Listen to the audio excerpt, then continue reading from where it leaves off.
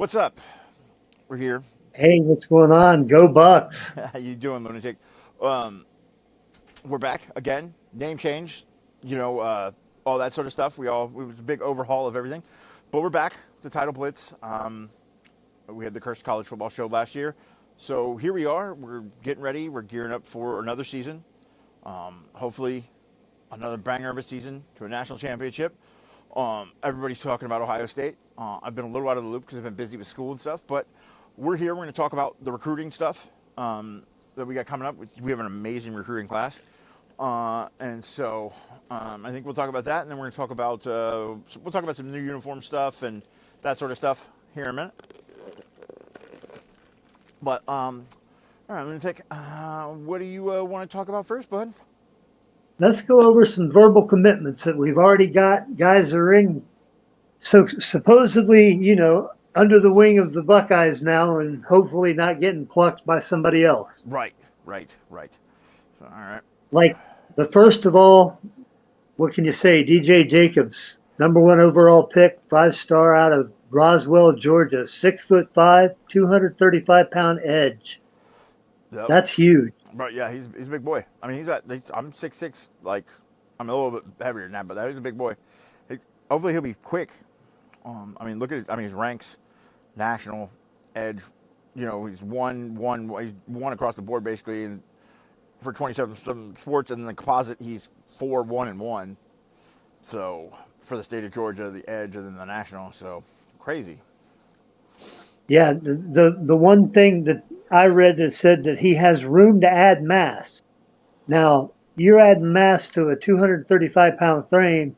You're not going to be an edge anymore. Am I right? Are we going down inside if he adds mass? Yeah, for sure. You think? And so that's going to leave the inside or the outside open again for another, year to hopefully get another #1 edge. Yeah. But yeah, we're hanging in there with #1s because the next one we got's the #1 overall wide receiver in the class, Jameer Brown, Oh, yep. 5'11", 192 wide receiver out of our backyard, Big Walnut.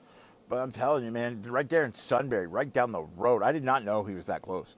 Like it's pretty crazy to. Oh, I gotta fix the thing, fix the lineup. There we go. Yeah. So there's Jameer. So yeah, I mean, he's supposed to be a burner, isn't he? He's supposed to be just a speedster. That's what I was reading on him as well. That at 5'11" though, you know he's going to be a slot guy because Yeah, we're getting absolute monsters on the outside anymore. I know, but I mean, we've had like possession slot guys, but like a real. I mean, I guess who was But that? imagine a Paris Campbell coming out of the slot, being able to burn right down the middle of the field, open the field up. Yeah, yeah. This reminds me of who was the slot receiver like when we had Chris Olave and all those dudes. Like you had JSN, like Chris Olave KJ, and Garrett Wilson, and JSN was running slot receiver stuff, or Chris Olave yeah, was. Like that's insane. That sort of stuff. We haven't had. We need a good slot receiver. I think. I do too. This year we got senior Brandon Ennis, and I hope we get an improved selection of passes to him this year because he can be used as a definite threat. He can definitely. We know he can go across the middle with anybody. Right. Right. So who are we going to look at next? I know we have some other ones on the list. A couple. Next is our #3 guy. It's Kellen Weimer. Yep. He's a 6'5", 265 offensive tackle out of Liberty Center, Ohio. The Yep. #44 overall recruit. Yeah, he's a lineman, right? Yeah, 6'5", 265. Yep. There you go. But he's showing as a tackle. He's going to have to get on the Mick weight system and get in there and let Coach Mick get some more mass on that body. Yeah. Yeah. I love that it says hard commit. Like, okay, he's in there. Swimwear. Well, we hope because we can go down the list pretty far here and look at our number 11 guy, and he's a hard commit. But I just saw him with the uniform from another team. Who's that? So Brady Edmonds. Oh yeah, Brady Edmonds. Where do you go? UCLA or something? Yeah, right in his backyard.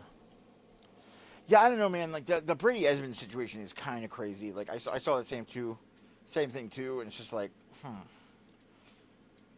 But I mean, I hope people, because somebody else, I forget who it was, said that they had shut down their commitment or their recruitment. Well, I think that should happen as soon as you verbally commit somewhere. But right? Yeah, you think. So Yeah, no, I mean I don't know I mean that's the one thing about college football that I'm not necessarily like super pumped about. Is like the recruiting thing and stuff. Whatever. It's just like, dude, like it's so fickle. You're dealing with 17, 18-year-old kids, sometimes 16. Like, dude, those kids change their mind every 12 seconds. So I mean, shout out to the ones like Tavian Sinclair and stuff, whatever that have been around and like stick around and like are the super recruiters for the team type shit. yeah, I can't wait till we see him, man. Oh, I don't want to. I don't want to wish Sayan out the door anytime soon. But man, I can't wait to see St. Clair. yeah, no, I agree. I agree. So who else are we looking at? Looking at anything else? Our number 4 guy we just got Marcus Fakatahu, Fakatu? 6'6", Fakatahu. Fakatahu? Uh-huh. Okay. Fakatou. All right, shout at him. He is 6'6", 275 defensive lineman, and he's playing his ball this year at Sierra Canyon in Chatsworth, California. Was that Southern California? Yep, that's where Sierra Canyon is. That not where Devin Brown played, if I'm Yeah, I not think so. Yeah, mistaken? yeah, Quarterback. that might be Devin Brown territory. But yeah, we've had, and he just committed the other day. He's a number 45. So our top 4 guys are in the 45. So we got, what's that, 25% of the top ranking class in our top. We're 25% of what's there already. Yeah, which is We got nice. 25% of the talent. We're just, I mean, Tony, we got Wyatt Smith. I don't know if you've heard anything about him. You want to talk about Edge? He's a 6'6", 235 out of St. Thomas Aquinas in Fort Lauderdale. Oh, he's from He's a, Wyatt Smith. Yeah, he looks like a big yeah, boy. Like, yeah. and dude, St. Thomas Aquinas is always turning out shit down there. Always. We have another guy out of St. Thomas. He's our number 14, Jaden Curry, 5'11", 175 cornerback No relation out to of St. Caden. Thomas. I wish. Carey, Karey. Oh, okay. Jaden Carey. Jaden Carey. And then the next guy behind him is Angelo Smith, 5'10", 170-pound safety. You know why that name sounds familiar, right? Maybe who's that? Angelo Smith, that's JJ's little brother. Oh, okay, yeah. Do you think we actually get And him though? That's right, yeah, because he plays at Chaminade Madonna. I don't know if we're going to get him or if he's going to stay at home and go with, you know. I mean, with the legacy his brother, I mean, I don't know, man. The legacy his brother's got here, it's hard to tell. I know, but he could stay at home and play for Heartline. He could, yes, but like, I don't know, man. Like, I don't know.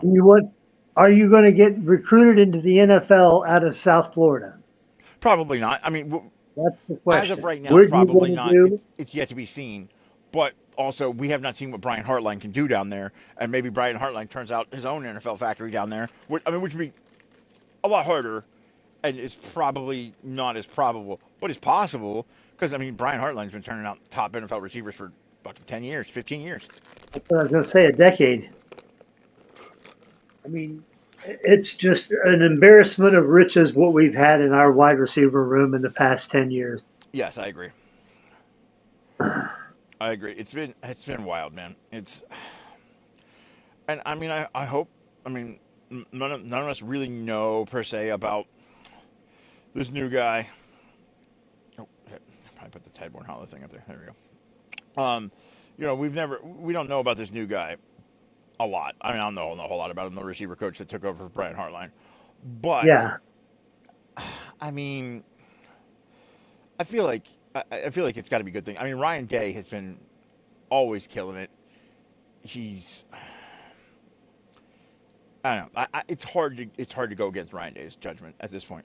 I think he's far and away proved that one, he can take somebody like Brian Hartline, who didn't, I mean, obviously knows the receiver position, but wasn't really a coach, to what is probably the best college recruiter we may ever see, especially for wide receivers, and then now turning him into a coach who like got a head coaching position at like not a prominent school, but a good starting school. You know what I'm saying? The Urban Meyer path of starting in a small school and working your way up type thing. Exactly. And nobody wanted Matt Patricia, and he took Matt Patricia, and he looks like a genius now because of it. You know what I'm saying? Probably one of the greatest hires of Ryan Day's career.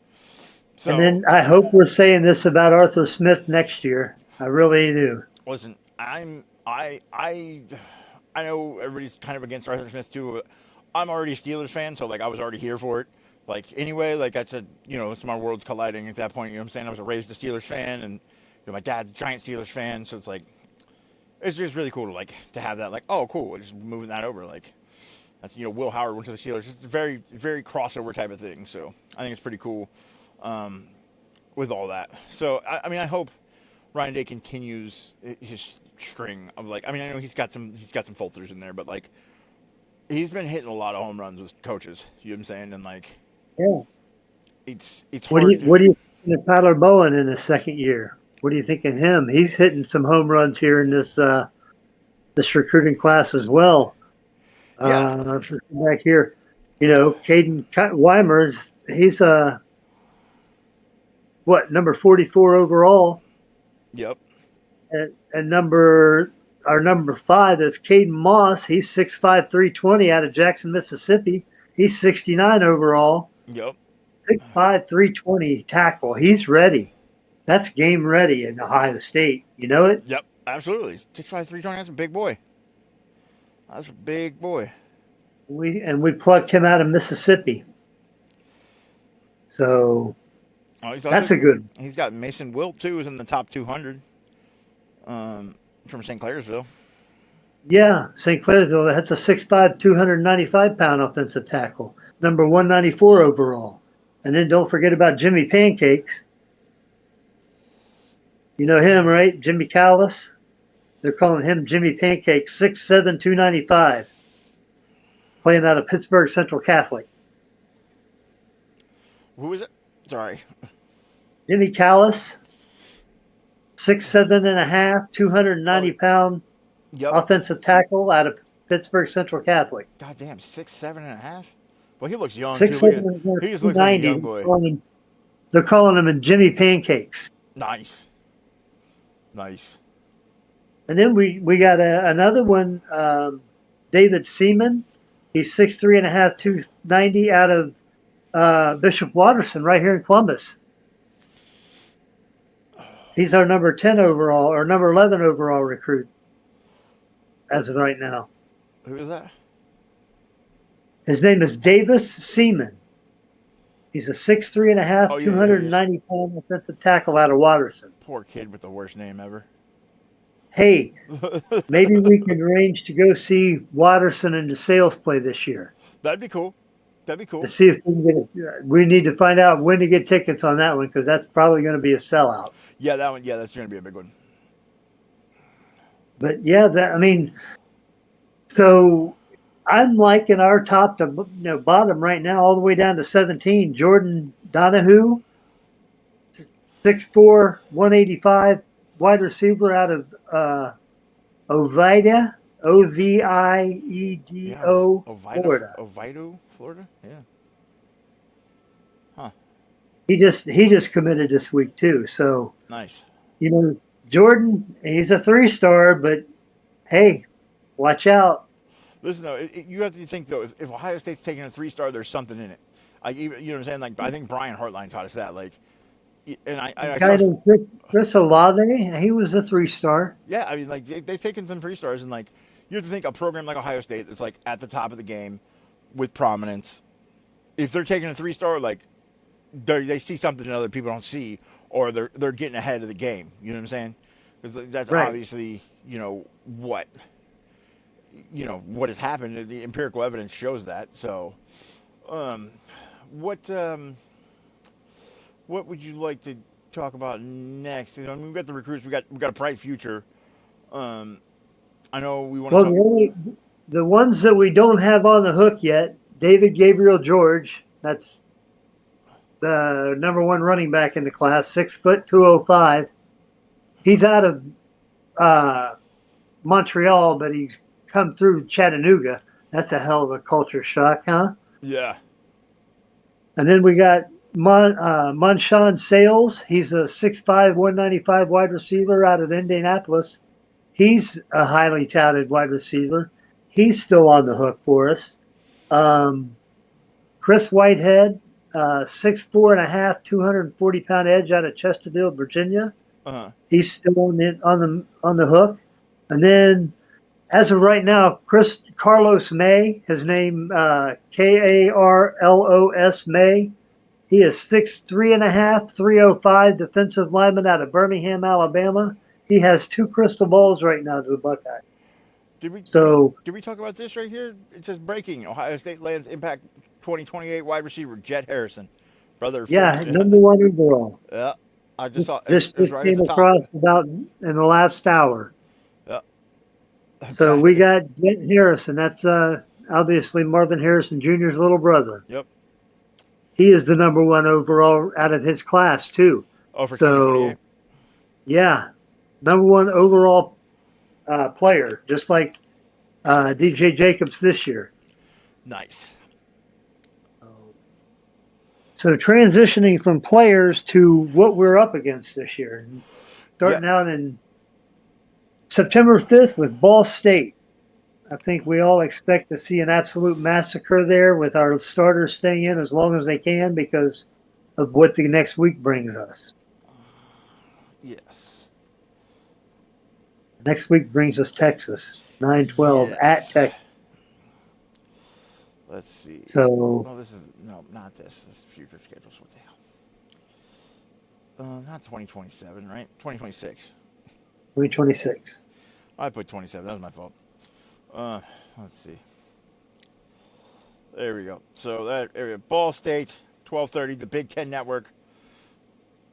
Um, you know. I know I gotta have the Big Ten Network in my package. I already do. Oh, do you? Like I said, I've got Paramount Plus. I've got Peacock. I'm not going to miss any games this year, man. That's what's up. So number 2 game, we're all waiting for this one, 9-12 at Texas. Yep, there it is. Another crack at our boy Manning again. Yep.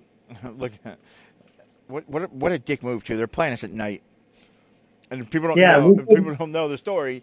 We tried to get them to play us last year at night, and because of Fox and them, they're like, "No, we're not going to play at noon." You fucking dicks. And now they get their night game with us. Yeah. So we get to go there, and dude, I remember the last time we were in Austin. Like,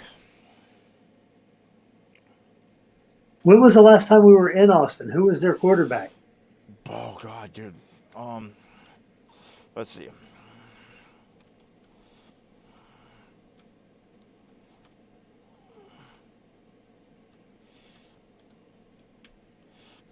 See, 2006 is the last time we've been down there.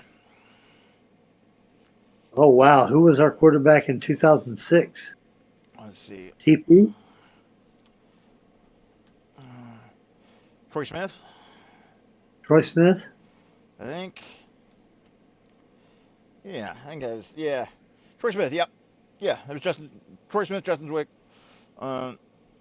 Yeah, it was Troy Smith won the 2006 Heisman Trophy by the second largest margin of victory in voting history up to that point. So then that game came out at a positive note for us again, right? Yes, we won. I believe. Let's see. Let me go back to the Texas thing. Um, 24-7. But Nice. the year before, the 2005 year, when they came here, was the Vince Young year where we lost. So we had to go back down there and get back on that one. But Vince Young was gone at that point. It was Colt McCoy, I believe. Yeah. So Texas hasn't beaten us in any of their players' history because they're 20, all seniors. Yeah, 20 years. 21 years. Yeah. So, yeah, that should be interesting. It's on ABC. Huh. I love that Fox. How did Fox get the Kent State game this year? Shout out I don't Fox for know. fucking us for a long time. Now they get the Kent State game. I love it.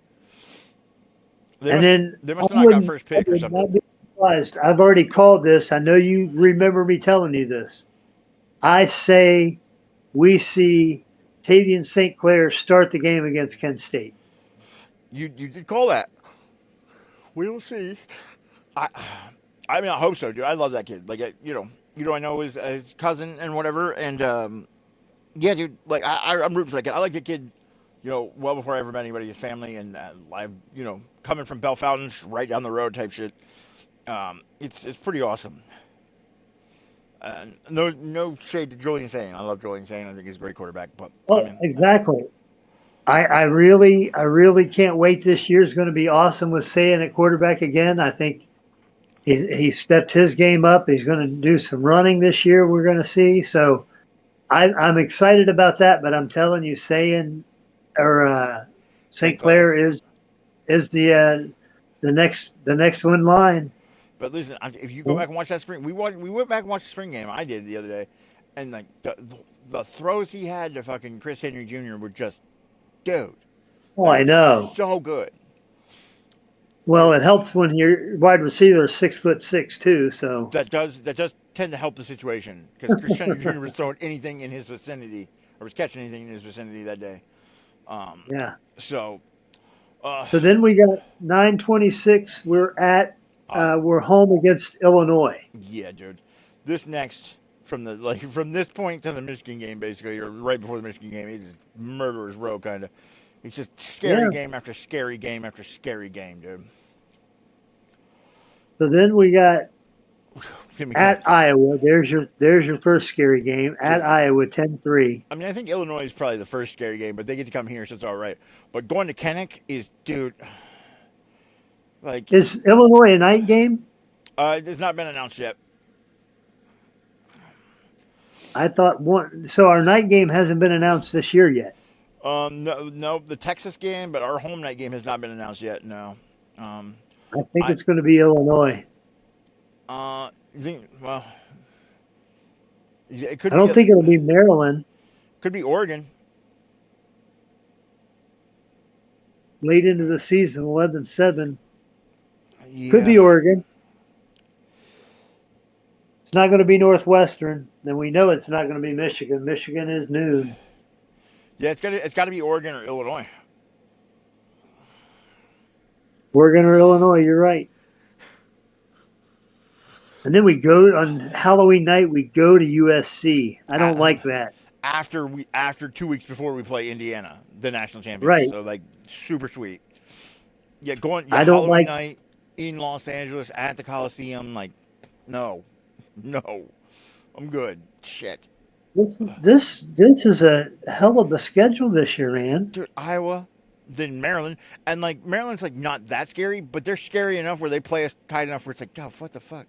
But then the next week we got to go to Bloomington. Now, granted, we always play good in Bloomington, I think, but also Indiana. Well, that was all before Signetti and his circus came to town. And listen, the man said all he does is win. We checked it out. Yeah, it's true. That's true. Yeah, we did Google it. I remember. We checked that out last year, and he proved us fucking right last year too. Shit. So yeah, no, it's good. That's gonna be a problem game for sure. And then we get a bye week, but then the next week after that, Halloween night, Coliseum. Like I said, I'm cool. And then sure enough, what's after that? Oh, right. I mean, next week you get Oregon at home. Right. So Oregon's got to travel that 2,000 miles. Right, but you remember 2021 when we thought like, oh, we got these and they came in and stomped our face in, dude. Thibodeau owned us, and we Bro, couldn't block him that day. they ran so far all over, like they're still running. It's crazy. Um, and Then then, we got Northwestern at home. which, I mean, in the Urban Meyer era, that game might scare me because like it seems like they fucking always had that one game. I'm glad that Ryan Day kind of doesn't have that like lull sometimes, but like every now and then we start weird. At Nebraska, 11-21. Oh, I'm less worried about that than I used to be. I just I'm more worried about that than I used to be really, why is that? because we're going to have the target on our back. Dude, as soon as we beat Texas, we're going to be number one in the nation again. Yeah, but I mean You're going to hear, oh no, here we go again. You're that's going to kind of get where we live, beat man. again. Like it's just kind of where we exist. You know what I'm saying? Like that's Yeah, I agree. that's kind of That's where we should be, that's kind but of we're going to have a target on our back. And Nebraska they play tough out in Lincoln. yeah. When we show up, they're probably gonna have the black shirts on or something crazy, and I don't know. Big Red will be rolling in Nebraska. Yep. And then sure enough, we got the newly reformed Mormon, Kyle Whittingham, Mormon Wolverines. Michigan, the Michigan Mormon Wolverines, with Kyle Whittingham, which will be interesting because Kyle Whittingham's a shockingly different coach than all the last Michigan coaches, I think. I realize that, but do you think he'll command enough respect to be treated like he should? I mean, to be fair, I like don't know. the fact that people are up there and like I think he's going to listen to the like Bryce Underwood's a garbage pile. Maybe, but I mean, listen. Do I think he's going to do it this year? No. Do I think it's going to take a couple years? Yeah. Like but Kyle Whittingham has had a good track record. He's probably listen. If you needed a squeaky clean individual that like is not involved in like any nefarious activities whatsoever, no butter knives, no nothing. I'm telling you, like, Kyle Whittingham's your man. Like that boy ain't never done nothing wrong in his life. And he's a great coach. Obviously, he's proved it. You know what I'm saying? Like, Oh yeah, you I know, agree with you there. His track record speaks for itself. yeah. So I mean, it's I just interesting. I just think he's only going to be a 1 or 2 year deal. I think he's just not going to want to deal with all the BS that he's going to have to. Yeah, that's the problem. He's going to a bigger university. It's a little out of his element. They're reeling from whatever 4 straight years of nonsense, and there's a lot of bigger universities. There's a lot of bureaucracy. There's a lot of bullshit. There's a lot of donors. There's a lot of presidents. There's what I'm saying. And Michigan is a hot garbage pile still. It So is. like to get up there and like have to like do the bureaucracy and red tape thing and whatever. Like now do it. I think he can do it. I think he's a good dude. I think he's a great coach, but it's just a lot to take on, man. And I don't think I think the culture and the players that they have in there now, he's gonna have to just pump and dump. You know what I'm saying? Get him out of there, because like I think it's gonna take an entire like roster shift almost to kind of get shit together for them to be what we thought they used to be. Unless they kill it in the portal this year. Maybe I don't know. I mean, I don't know what their recruiting thing looks like. They always seem to surge late, no matter what coach they have. It's always like they're like 55th, and then all of a sudden you're like, oh, Michigan's top 10. What the hell? So Right. Well, it's hard to tell. So I don't know if you saw the thing that came across about Jed Harrison, but he's going to look really good in a black uniform, don't you think? Oh man, yeah. Speaking of the black uniforms, like I don't have this one. Shout out Chris Wilds from the OHIO podcast. I got this at his store. It's like the national championship edition. It's got this and some extra stuff. Different sleeves and whatnot. A little closer to the uniforms you're talking about. So let's see. New Ohio State uniforms. 2026.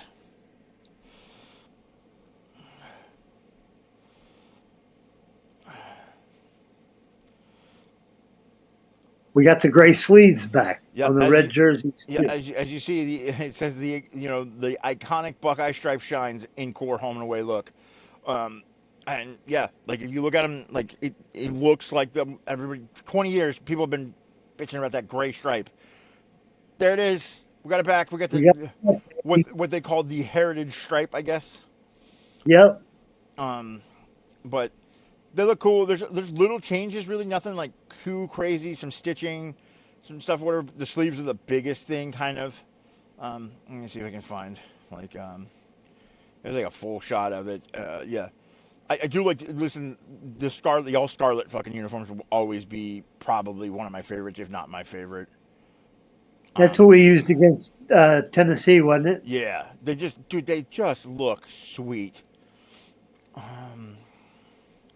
So yeah, this is the uniform combination breakdown they have.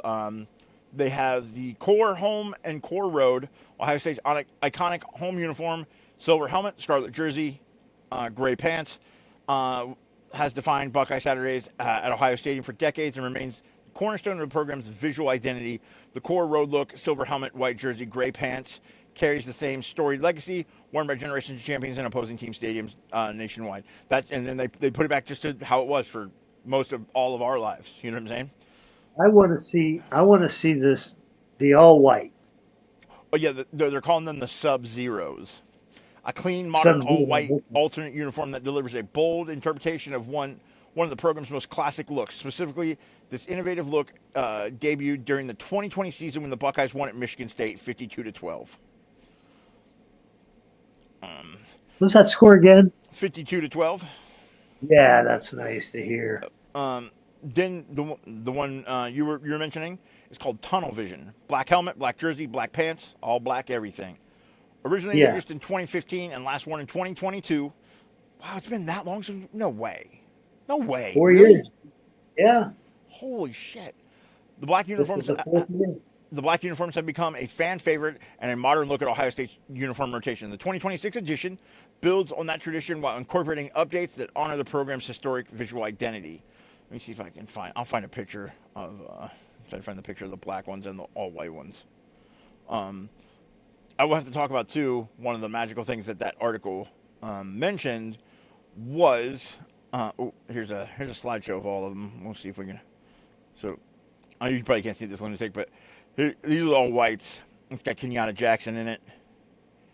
Oh yeah. Yeah. He looks good. Look, let me see. Make sure this is framed up real quick. Nope. I'm gonna make it.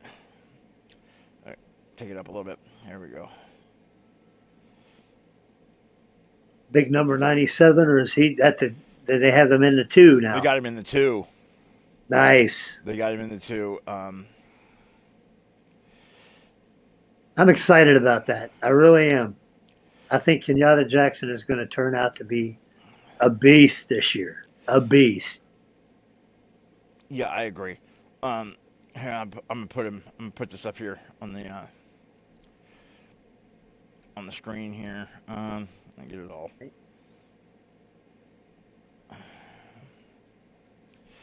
Oops. There we go. Nope. We'll edit some of this out too. But shit.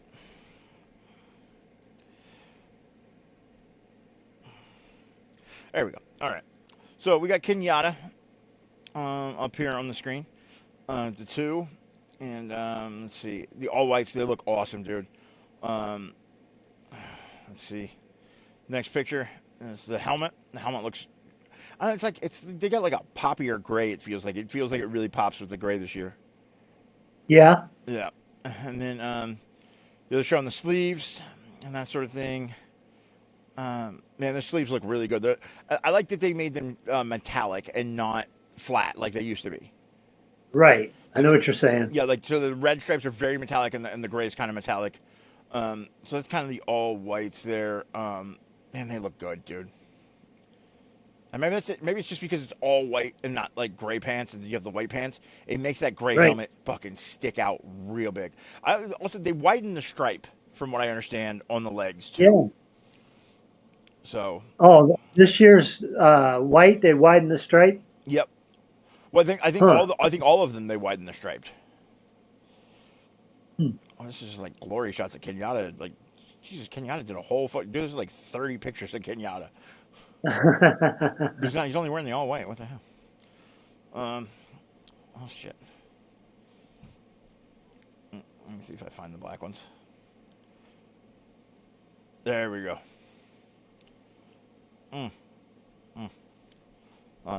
Yeah, those are.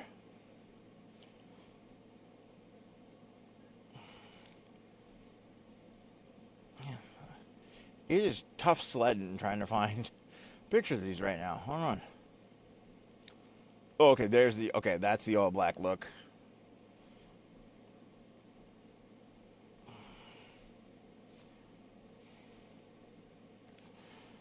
Let's open that up in a new tab. There we go. Oh, yeah. Tunnel vision. Okay. So, yeah. Nice. So it's got a picture of, I think it's JJ. Maybe not. But, yeah, so it's like, it's got, we'll zoom in over here on this tunnel vision thing. So, yeah, it shows the helmet. And the helmet just, I don't know, dude. It looks so sick. Then the stripes look way more metallic on it this time, and they have like a little, I don't know what it is, festooned collar motif. It's just like a little collar thing right around the collar up here. Huh. I don't know. You'd have to see it. I mean, it looks cool, but I mean, it's kind of like that. They look awesome though, dude. They look so good. Like I'm glad they went with the gray stripes, and then they put the gray stripes on the black jerseys too. Because on the black jerseys, they look disgusting, man. I'm pumped. And they have the block O collar right there. You know what I'm saying? So they have the big block O on the collar now. Maybe they had that before. I don't know. But yeah, they did. Did they? Okay. It seems more prominent now. Like it just, dude. Like man. Oh yeah, it is JJ. Okay. Oh man, it just, dude. It looks. So how many days away are we from the start of the season? Yep, from 9/5. 9/5. I don't know. Let me see here. We'll pull up the old calendar and see. Let's see. We got 31 days in July, so to this first, that's 31, and then 31. So 60. Wait, what? July, September 5th. September 5th. So, yep. So that's 2. So, oops, what the heck? Oh. So it's 31, and that's August. So, I'm just gonna Google it. That's fine. 67 days. Something like that.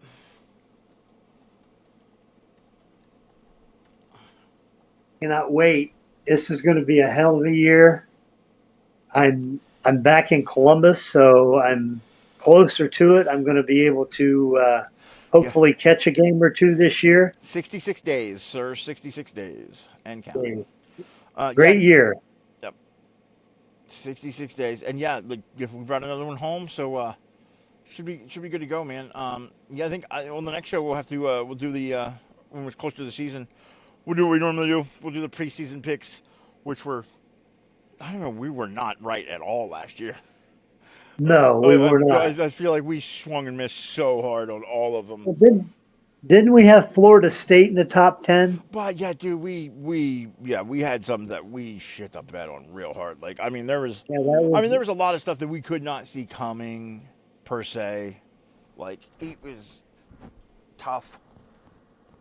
Yeah, man, I don't know, dude. It's a tough call, bro, and it's always an interesting season. It's always, it's college football, man. It's something wild's gonna happen, like, and it's always fun to try to predict, like, what's your, we always do like we do a couple hot takes every year, and it's always crazy shit, like, you know what I'm saying? Like, the amount of stuff I've heard. Crazy stuff come up from the time, like, when we started doing the Buckeye Boys all the way through, like, doing the the IHO podcast stuff with people and Sean and me and everybody. Like, just the amount of crazy picks and like shit that people have said. It's like, dude, what are we saying? Like, we're saying like some of the most improbable shit in the world. But like, what's crazy is inevitably every year some crazy shit happens where everybody's like, "Do what?" You know what I'm saying? Indiana Yeah, wins the national like championship. Indiana winning the national championship. Yeah, like Well, what?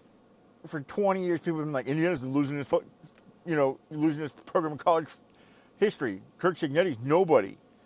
Well, shit, he showed us, didn't he? Yeah, he He did. really showed us. So, Well, we lost 2 games last year, and it was to the 2 teams who were in the national championship game. So, yeah, I mean, if you lose to the two better teams at that point, and they, okay. I mean, it's not like we got yep. blown out. We played competitive games, man. We just, as much as I love Brian Hartline, and for all his whatever went on, Yeah, you he know, had checked out already. yeah, I think he probably had, and there's not to give credence to any type of things that maybe are rumor or anything like that, but there was talk that he had substance abuse issues and all that sort of stuff, and he's getting it under control. I mean, obviously it wasn't bad enough that he got a head coaching job right after that. So you know what I'm saying? I imagine South Florida Right. did do some due diligence. So and I don't know, as a person who has survived addiction, you can get past it and thrive. You know what I'm saying? I think you definitely can. So good for him. I just think first year as an offensive coordinator, that's a lot to ask.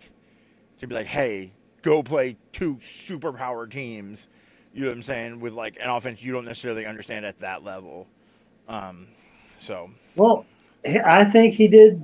He did an admirable job up until the playoffs. and listen, that's a Then, lot. like I It's a said, lot of I think he checked out at that point. yeah, it's a lot of pressure. You're going to South Florida. You know what I'm saying? It's just win, lose or draw, you're leaving anyway, so it doesn't really matter at that point. And he did a really good effort all year. We went up, we beat Michigan. I mean, in the moment, yeah, I was upset. Obviously, we lost, and whatever. But at the end of the day, yeah, dude, listen, we lost in the Big Ten championship game, which we ain't been to in a hot second. We beat Michigan, we should have. And we lost to the two eventual national championship game players. All right, man, Right. that's literally with what we had, and given the situation, I think we made the best of it. And listen, that was supposed to be a down year anyway. It wasn't only halfway through the year, and people were like, "Oh, this might be the year," because it was for the last 3 years, it's been this year was supposed to be the year. So Right. everybody just got all spun up, and it was like, whoa, whoa, whoa, wait. We just talked for 2 years about how this was just going to be the down year. We just happened to catch a good one. So third place, all right, better than we probably thought. You know what I'm saying? If you'd have talked to people Absolutely. if you'd have talked to people pre the national championship 2 years ago, they'd have been like, oh, dude, 2025 is going to be garbage. And turns out, we lose all the 8 players on defense, and oh my God, what? We have a better defense. We have a bunch of number one, a bunch of first round draft picks. This year I got the same feeling. We got that transfer. I can't remember his name. That linebacker. I know we got a safety Terry out of Florida State. We got players that came in here. I know we got 51 new players on the roster this year. That's a lot of new players, not of new faces. It is me, But they've been in winning systems. They know how to win. yeah, They're old. it's the thing is we've always said oh, Ohio State doesn't rebuild, they reload, and that's been kind of true. There has been years when, you know what I'm saying, but it's now it is true. We've literally been clearing out whole sides of the offensive defense and coming back and being oh no, these are the backups. What are we doing? That's Yeah. and so I think the hype, as much as people want to hate on Ohio State, I think the hype is legitimately justified and real, and they backed it up. You know what I'm saying? At this point, every time there's a lot of Ohio State haters that try to say this person, that person, and we have consistently showed them wrong. At least in the since 2002, we have been kind of showing them up consistently. Yeah. Everybody's going to be looking to 9/12, September 12th on That's the that one. Texas game. Just And that'll be the telltale sign for the rest of the year for us. yep. I'm not saying we can lose that game and still end up number one going into the playoffs. Easily. Easily. Listen, it's the same thing we told it. I think the one thing that has changed about our expectations here lately, and I think the one thing that did it was the loss 2 years ago to Michigan, and we still win the national championship, is we go into these games going, we don't have to win, and if we lose, it's the end of the world. Because we see the playoffs, you can lose the game and still kind of catch fire at the right time and go.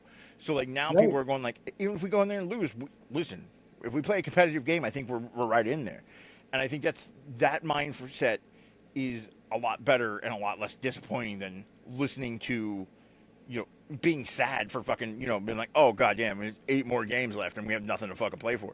That sort of Right. feeling sucks. So like, and the last 2 playoffs, like a lot of the time, like Ohio State was ranked what 7th or 8th when we won the national championship. 8th. Eighth, Yep, because we eighth played seed. Tennessee. Yeah. It was Tennessee was 9th. Yeah, so it was the 8-9 game. Yeah, so like, dude, think about that. Like the 8th place team won the national championship. Like it's literally anybody's ball game at that point. Exactly. It's a whole new ball game. Then. So let's just get there, right? That's all we got to do. You get us in the dance, we'll probably win it. That's all I'm saying. This we play competitively. I think we'll be good. I have high hopes. This is the season everybody's been talking about since the national championship. So we might as well make the best of it. We get out there and like, and I think a lot of things too is we've gotten used to the change. Like the last year's flip and the dread that came over everybody. Like, oh God, everything's changing. We're gonna fall apart. And then it didn't. It got better in places. You're like, okay, I can deal with this. I trust Ryan Day. I think that's a Ryan Day. Trust Ryan Day. That's the key. We trust Ryan Day is doing the best job there. Think about where we were the week after the Michigan game and what Grace Ryan Day didn't get to now.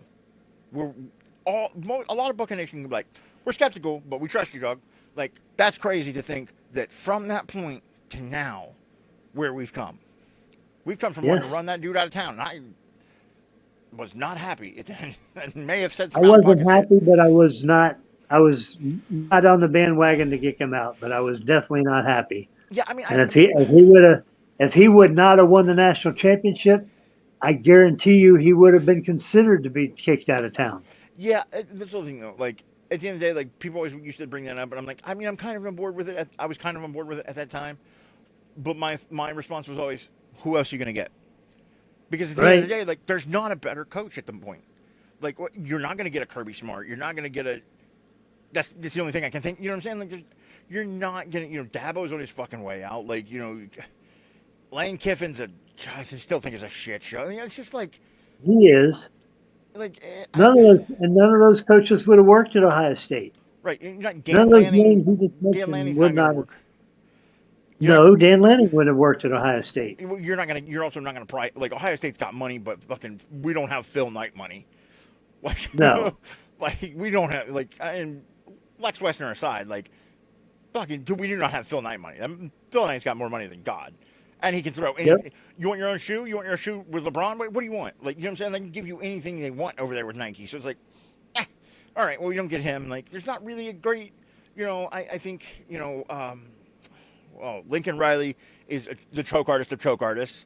yeah. James Franklin is James Franklin.